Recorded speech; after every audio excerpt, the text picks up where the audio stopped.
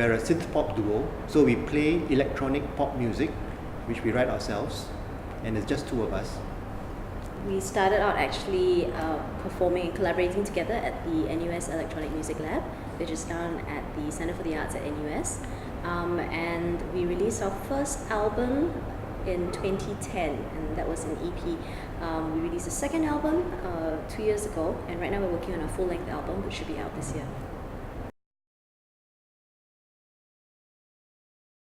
It hasn't affected the way that we make music, because Alpha Matrix as a record label doesn't control the way in which we write or the kind of music that we write. And they were very open to letting us express ourselves in the way that we want to. So the music that we write is based on how we feel and what we see. What it has given us is the opportunity to have our music heard and played in Europe and to spread to a wider audience, and also given us the opportunity to remix other artists that are on the same label and to have those exposure to their fans as well. I think it's being able to collaborate with other musicians as well, working in genres that we don't normally work with, and because everyone's within the Alpha Matrix family, we're able to not just they kind of remix our stuff, but we remix their stuff as well. Or sometimes it's contributing vocals, or we write music, they give us the lyrics. So I think as an artist, it's very interesting because it opens up a whole new world of possibilities for us. Yeah.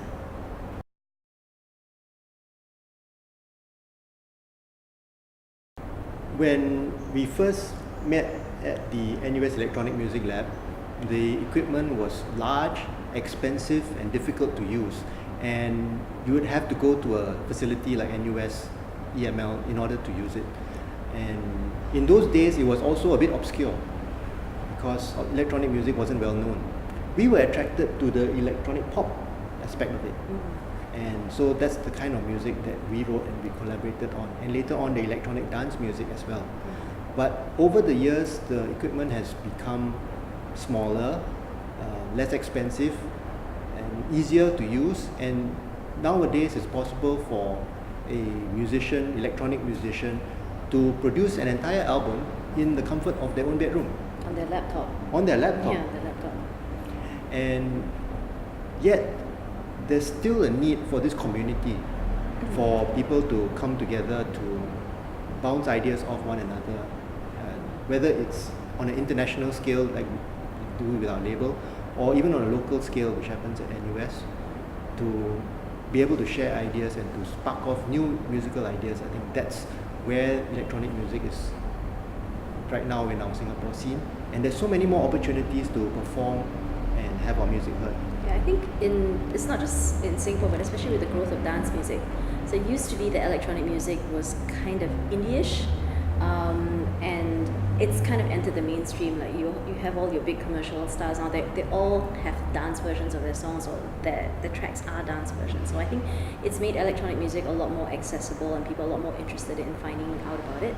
And because the technology is so readily available, more people, it's easier basically to get involved in electronic music today. But as Ben mentioned, sometimes just because something is easy to access doesn't necessarily mean it's easy.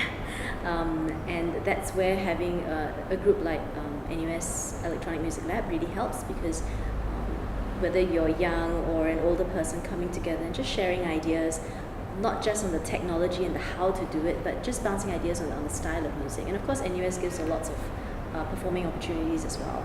The scene itself has evolved because the lines have blurred, as Jane was saying. Even in Singapore, the lines have blurred between the indie pop bands and the electronic bands. So you will see electronic musicians doing remixes of local indie music and indie bands which feature electronic musicians. So there's no longer that divide between guitars and keyboards.